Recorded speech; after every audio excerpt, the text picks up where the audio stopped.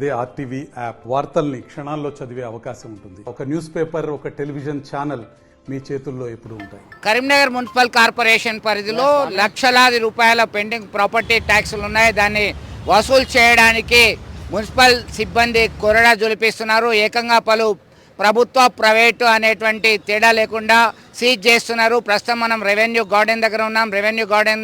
Revenue క్లబ్ను కూడా close చేయడం జరిగింది. ఈ క్రమంలో పలు ప్రాంతాల్లో మున్సిపల్ సిబ్బంది పైన దాడి చేస్తున్నారు. దీనిపైన మున్సిపల్ సిబ్బంది పోలీసులకు ఫిర్యాదు చేసినటువంటి ఘటనలు కూడా మనకు చూడొచ్చు. దీనిలో భాగంగా ఖచ్చితంగా మీకు రాయితీ ఇస్తున్నాం, 25% రాయితీ ఇస్తున్నాం. అలాగే మున్సిపల్ ప్రాపర్టీ ట్యాక్స్ మీద వడ్డీ రాయితీ మొత్తం ఉంది 90% వరకు. దీనిలో భాగంగా మీరు చెల్లించాలని గత కొన్ని రోజుల నుంచి అనౌన్స్ చేస్తున్నారు. ఈ క్రమంలో చాలా మొండి బకాయిలు వసూలు అవుతున్నప్పటికీ కూడా ఇంకా చెల్లించని వాళ్ళు చాలామంది ఉన్నారు.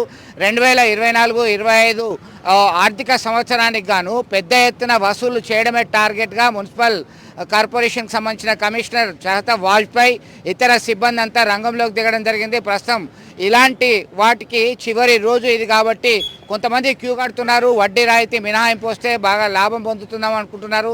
ఈ క్రమంలో ఖచ్చితంగా మీ హక్కులు మీరు పొందాలంటే మీ బాధ్యతలు నెరవేర్చాలని చెప్పేసి సూచిస్తున్నారు అధికారులు. మరిన్ని వీడియోస్ కోసం ఛానల్ ని సబ్స్క్రైబ్ చేయండి. లేటెస్ట్ అప్డేట్స్ కోసం వాట్సాప్ ఛానల్ ని ఫాలో చేయండి. అండ్ లింక్ డిస్క్రిప్షన్ లో ఉంది.